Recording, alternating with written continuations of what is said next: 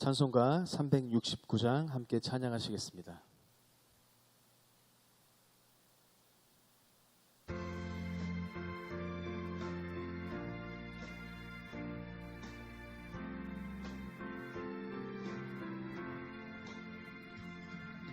죄짐 맡은 우리 구주 어찌 좋은 친구인지 걱정 근심 무거운 짐 우리 주께 맡기세. 주께 고함 없는 고로 복을 받지 못하네. 사람들이 어찌하여 아랠 줄을 모를까. 시험 걱정 모든 괴로움 없는 사람 누군가. 부질없이 낙심 말고 기도드려 아뢰세. 이런 진실하신 친구 찾아볼 수 있을까. 우리 약함 아시오니 어찌 아니하릴까.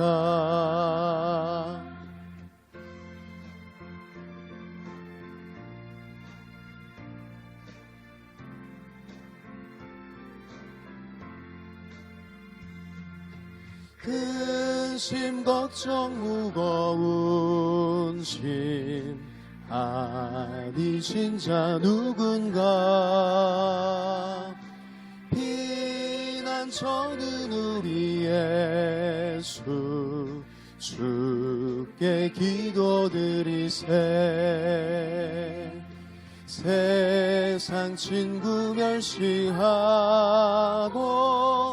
너를 조롱하여도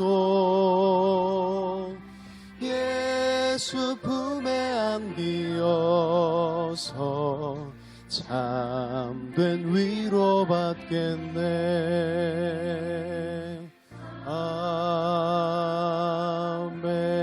아멘. 오늘 허락하신 말씀은 예레미야 27장 1절로 11절 말씀입니다. 유다의 왕 요시야의 아들 여호야김이 다스리기 시작할 때 여호와께서 말씀으로 예레미야에게 임하시니라. 여호와께서 이와 같이 내게 말씀하시되 너는 줄과 멍에를 만들어 내 목에 걸고 유다의 왕 시드기야를 보러 예루살렘에 온 사신들의 손에도 그것을 주어 에돔의 왕과 모압의 왕과 암몬 자손의 왕과 도로의 왕과 시돈의 왕에게 보내며 그들에게 명령하여 그들의 주에게 말하게 하시기를 만군의 여호와 이스라엘의 하나님께서 이와 같이 말씀하시되 너희는 너희의 주에게 이같이 전하라. 나는 내 큰 능력과 나의 젖은 팔과 땅과 지상에 있는 사람과 짐승들을 만들고 내가 보기에 옳은 사람에게 그것을 주었노라. 이제 내가 이 모든 땅을 내 종 바벨론의 왕 느부갓네살의 손에 주고도 또 들짐승들을 그에게 주어서 섬기게 하였나니 모든 나라가 그와 그의 아들과 손자를 그 땅에 기한이 이르기까지 섬기리라. 또한 많은 나라들과 큰 왕들이 그 자신을 섬기리라. 여호와의 말씀이니라. 바벨론의 왕 느부갓네살을 섬기지 아니하며 그 목으로 바벨론의 왕의 멍에를 매지 아니하는 백성과 나라는 내가 그들이 멸망하기까지 칼과 기근과 전염병으로 그 민족을 벌하리라. 너희는 너희 선지자나 복술가나 꿈꾸는 자나 술사나 요술자가 이르기를 너희가 바벨론의 왕을 섬기게 되지 아니하리라 하여도 너희는 듣지 말라. 그들은 너희에게 거짓을 예언하여 너희가 너희 땅에서 멀리 떠나게 하며 또 내가 너희를 몰아내게 하며 너희를 멸망하게 하느니라. 그러나 그 목으로 바벨론의 왕의 멍에를 메고 그를 섬기는 나라는 내가 그들을 그 땅에 머물러 밭을 갈며 거기서 살게 하리라 하셨다 하라. 여호와의 말씀이니라 하시니라.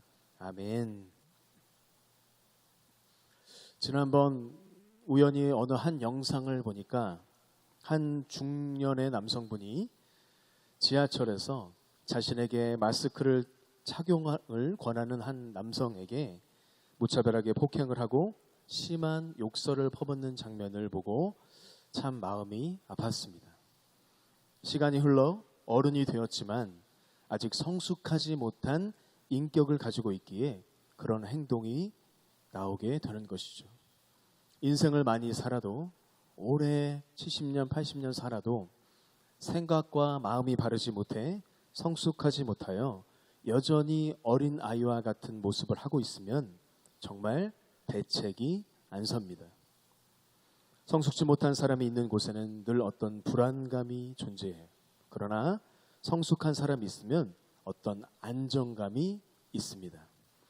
어릴 때, 철없을 때 걱정 끼친 자식도 철이 들면, 성숙하면 얼마나 훌륭한 자녀가 되는지. 어쨌든 사람은 철이 들어야 됩니다. 성숙해야 돼요. 신앙도 5년, 10년, 20년 믿는 그 기간의 만큼 똑같으면 안 돼요. 계속 자라가야 돼요. 어디까지 자라야 됩니까? 그리스도의 장성한 분량에 이르기까지 우리는 계속 성장해야 돼요. 오늘 우리는 성숙하지 못한 유다 백성을 깨우치기 위해 하나님의 선지자 예레미야를 통해 전해주시는 메시지를 보고 있습니다. 그 메시지가 무엇이냐? 한마디로 한다면 줄과 멍에를 통한 예레미야의 메시지입니다. 이 본문은 하나님께서 예레미야를 통해 바벨론 왕의 멍에를 매야 한다는 내용을 유다의 마지막 왕이었던 시드기야와 여러 나라의 왕의 사신들에게 전하는 말씀입니다. 1절 말씀 보시면 유다의 왕 요시야의 아들 여호야김이 다스리기 시작할 때 여호와의 말씀으로 예레미야에게 임하시니라. 여호야김 다음의 왕 시드기야 왕 때에도 하나님께서 예레미야에게 말씀하셨습니다. 또 2절과 3절 말씀을 보시면 하나님은 예레미야에게 줄과 멍에를 목에 얹게 하셨어요. 4절부터 11절까지 말씀에서 그 핵심 메시지가 나오는데 그 메시지의 내용은 뭐냐? 하나님께서 정해진 기간 동안 바벨론을 섬기게 하셨으니 너희는 바벨론을 섬겨야 한다라는 내용이에요. 이 내용은 예레미야가 바벨론에서 사주를 받아서 한 말이 아니라 하나님께서 직접 예레미야에게 들려주신 말씀이에요. 줄과 멍에, 이건 뭐냐? 바벨론을 섬길 것을 상징하는 실물 교육용 자료입니다. 그 메시지를 통해 우리는 성숙한 신앙과 관련된 몇 가지 교훈을 찾아볼 수가 있는데, 먼저 하나님께서는 하나님의 뜻대로 그분의 기업을 나눠주신다는 거예요. 5절 말씀입니다. 5절 나는 내 큰 능력과 나의 쳐든 팔로 땅과 지상에 있는 사람과 짐승들을 만나고 내가 보기에 옳은 사람에게 그것을 주었노라. 아멘. 이 말씀은 하나님의 섭리를 강조한 말씀. 나라의 흥망성쇠는 전적으로 하나님의 뜻에 달렸고 한 개인의 축복도 전적으로 하나님의 뜻에 달렸음을 선언합니다. 이 하나님의 뜻과 섭리를 인정하고 살피고 따를 줄 아는 사람이 진정으로 신앙이 성숙한 사람이라고 할 수 있어요. 사람이 철이 없으면 생각도 짧고 판단도 흐릿합니다. 자기만 알고 절대 손해보는 일을 하려고 하지 않습니다. 그러나 철이 들면 생각과 처신이 어떻게 되죠? 깊어집니다. 판단하는 것이 성숙해지고 늠름해져요. 고생도 할 줄 알고 수고도 할 줄 알고 참여할 줄도 압니다. 특히 신앙에 철이 들면 몇 가지가 생기는데, 먼저 주님이 나를 택하셨다는 믿음이 생기기 시작해요. 철이 없는 신앙인은 내가 예수를 믿었다고 생각합니다. 그러나 철이 든 신앙인은 주님이 나를 택해 주셨다고 믿어요. 삶의 주체가 나에게서 예수님께로 바뀌게 되는 것이죠. 또 기도 제목이 달라집니다. 성숙하지 못한 신앙인은 자기의 목표와 소원에 대한 기도가 많아요. 반면에 성숙한 신앙인은 이렇게 기도합니다. 하나님, 내 뜻대로 마옵시고 아버지의 뜻대로 되기를 원합니다. 말씀하옵소서. 주의 종이 듣겠나이다. 물론 우리가 성숙지 못한 솔직한 그런 기도도 필요합니다. 그러나 항상 하나님의 뜻으로 마무리 짓는 것이 매우 중요하죠. 그래야 기도 중에서도 하나님의 뜻을 헤아릴 수 있기 때문입니다. 또 모든 것이 하나님의 은혜라는 넉넉함이 생깁니다. 성숙한 신앙인은 일이 잘 될 때 내가 잘해서 이렇게 성공했다 그러잖아요. 반대로 일이 잘못될 때도 내가 못해서 그랬다라고 좌절하지 않습니다. 바울처럼 나의 나 된 것은 하나님의 은혜라고 생각하는 것이 기본이기 때문에 우리의 삶을 되돌아보면 모든 것이 하나님의 은혜요 감사할 것뿐이에요.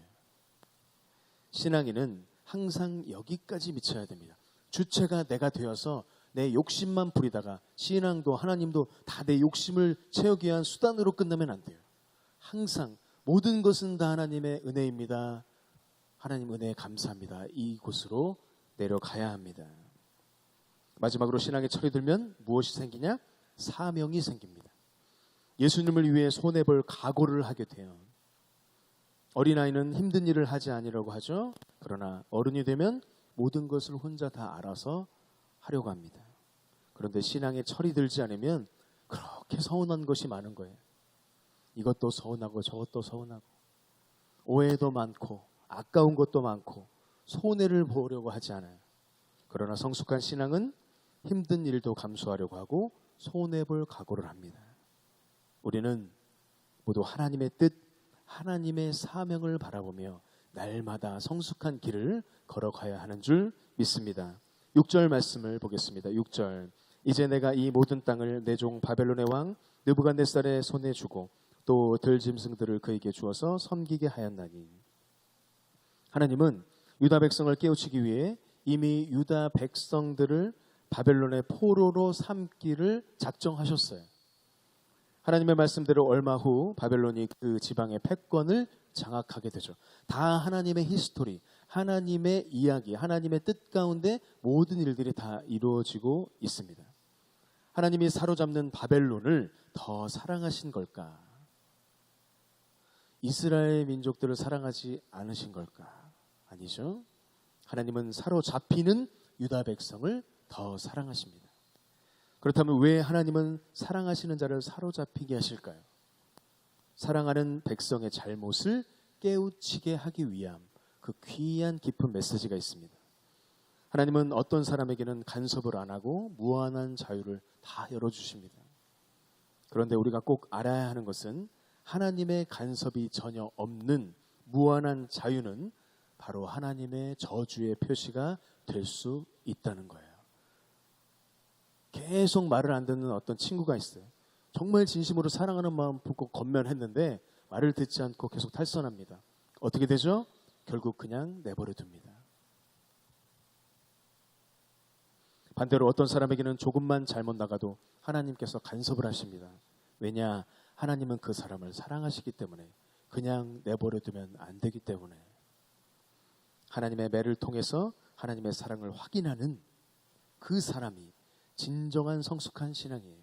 그냥 내 마음대로 원하는 대로 일이 풀리고 다 잘 된다고, 그냥 만사형통 된다고 그냥 그것에서 만족하는 게 아니라 지금 어려운 이 순간, 이 코로나 위기를 지나면서 누군가는 이 고난을 통해서 하나님을 만나는 사람이 있어요. 그 주인공이 저와 여러분이 되시길 소원합니다. 하나님은 우리에게 고난을 허용하시기도 해요. 고난을 허락하시기도 합니다. 거기에는 우리의 잘못을 깨닫게 하려는 하나님의 메시지가 담겨 있어요. 그러므로 고난 중에서도 그 고난을 하나님의 사랑으로 받아들이는 성숙한 모습이 우리에게 필요합니다.